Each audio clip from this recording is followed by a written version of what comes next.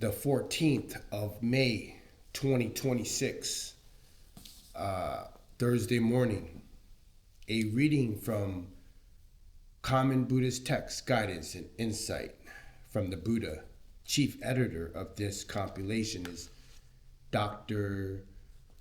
Maha Dhamma Kosachan. We left off in chapter 7 on ethics from the perspective of Theravada tradition, helping oneself and helping others.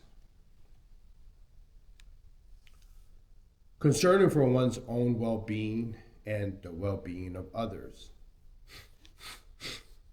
This passage holds that while it is the best conduct, or to conduct oneself as to serve the true welfare of both oneself and others, one who serves his own true welfare, but not that of the others, is better than one who works for the welfare of others without having attended to his own inner welfare.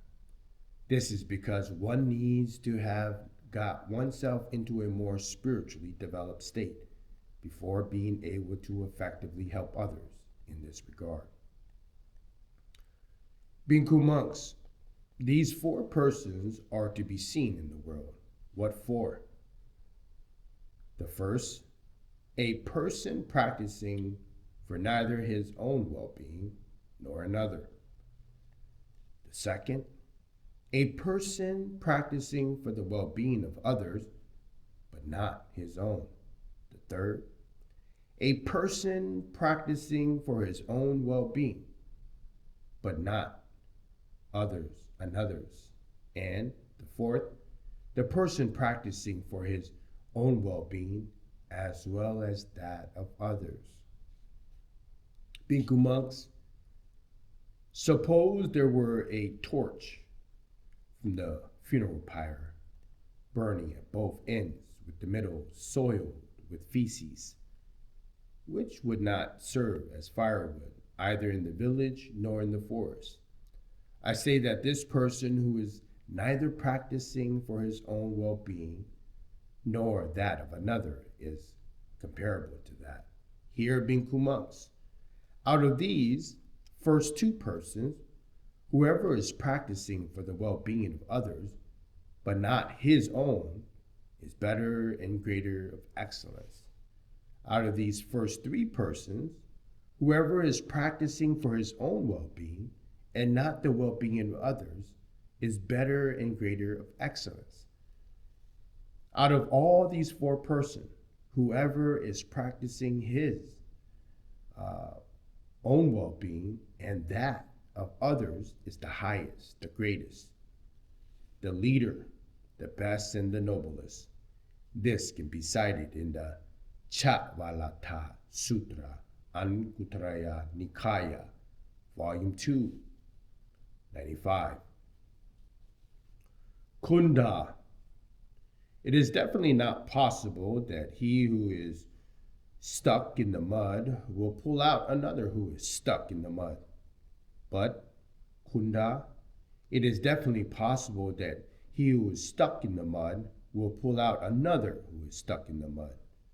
Kunda, it is definitely not possible that he who is untamed, undisciplined, and with many defilements unextinguished, will tame, discipline, and help to completely quench the defilements of another. But Kunda, it is definitely possible that he who is tamed, disciplined, and the pleased will tame, discipline, and completely quench another. This can be cited in the Salika Sutra, Majjhima Nikaya, Volume 1, 45. The interplay of caring for oneself and caring for others. This passage emphasizes that mindful cultivation in oneself of wholesome states of mind and action is an effective way of benefiting others, while kindly care for others, caring for the sick in turn benefit oneself. What one cannot do, though it is directly control others. Once upon a time, a Bhikkhu monk a bamboo acrobat, having erected a bamboo pole, addressed his assistants. Medaka ditlika, come, my dear, climb up that bamboo pole and stand on my shoulders. Yes, teacher, the assistant answered. The bamboo acrobat, in climbing the bamboo pole, stood on his shoulders.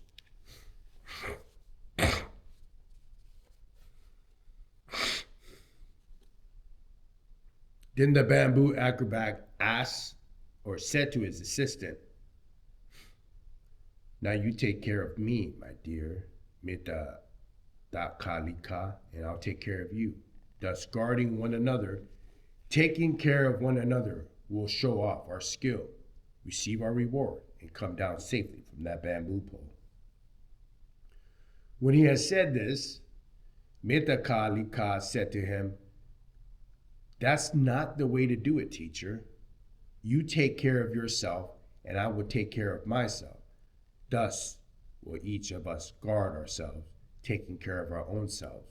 We'll show off our skill, receive our reward, and come down safely from that bamboo pole.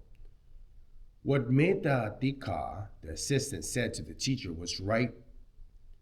In the case, Binku monks, the establishing of mindfulness, sati, is to be practiced with the thought, I will take care of myself.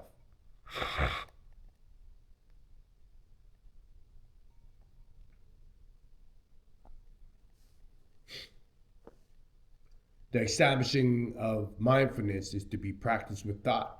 I will take care of others. Binku monks, one who takes care of himself takes care of others. One who takes care of others takes care of himself. How, Binku monks, is it that one who takes care of himself takes care of others? It is by training, developing, and cultivation of wholesome states. And how, Bhikkhu monks, does one who takes care of others take care of himself?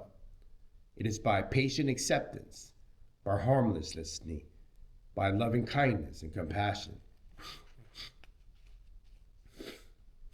This can be cited in the Setaka Sutra, Samyutta Nikaya, Volume 5, 169. Caring for animals and the environment. This Buddhist text shows a respect for non-human sentient beings and the natural environment that supports them and humans. Gautama Buddha allowed monks and nuns to accept food containing animal flesh, but only if the animal had not been killed specifically to feed them. On other passages in this, he has the idea that whether the crop grown can be affected by human moral failings. It holds that one of the duties of a good Buddhist ruler is to give protection to the beasts and birds. It also has a liberated Bhikkhu monk experiencing joy of the beauties of nature and passages. It shows how the early community recycled donated robes so as not to be wasteful. Non-harming of other sentient beings. This verse is said to have been uttered by Gautama Buddha when he found some children tormenting a snake with a stick. Whoever seeking his own happiness injures with violence other beings who desire happiness, he experiences no happiness when he has passed away. This can be cited in the Dhammapada 131. Abandoning animal sacrifices and treat animals kindly. In this passage, Gautama Buddha is approached by a Hindu Brahmin, Kuttadanta, who is planning to hold a huge sacrifice, supposedly to bring benefit to himself and his community, in which he plans to kill 700 bulls, 700 bullocks, 700 heifers, 700 goats, and 700 rams. He goes to Gautama Buddha to ask for advice for the best conduct for the sacrifice. In reply, Gautama Buddha tells him a story of a past king who was going to conduct a bloody sacrifice, but was advised by the chaplain, the Buddha's in the previous life, is to first ensure that the rebellious people were not poor. The king then performed a sacrifice, but in the nonviolent way in which his chaplain advised. In the sacrifice, Hindu Brahmin, no bulls were slain. Goats, sheep, cocks, or pigs were slain, nor any kinds of living creatures put to death. No trees were cut down to be used as sacrificial posts, no grasses mown to sow around the sacrificial spot. And those who were called slaves or servants or workmen did not perform their tasks due to fear of blows or threats, weeping with tears upon their faces. Whoever chose to help did so. Whoever chose not to help did not. What each chose to do, he did. What they chose not to do, that was left undone. With ghee and oil and butter and milk and honey and sugar, only was the sacrifice accomplished. Gautama Buddha then explains in response to Kutatanta's question that better forms of sacrifice are the various forms of Buddhist practice, starting with generosity to renunciants, right up to attaining arihatship. Kutatanta then expresses faith in the Buddha, faith in the Dhamma, and faith in the Sangha, and says, "May the Venerable One accept me as a disciple, as one who, from this day forth, as long as my life endures, has taken him as his guide. And I myself, O Gautama, will have the groups of 700 animals set free. To them I grant their life. Let them eat green grass and drink fresh water, and may the cool breezes wrap around them." This can be cited in the Kutanta Sutra, Dika Nikaya, Volume 1, 144 to 148.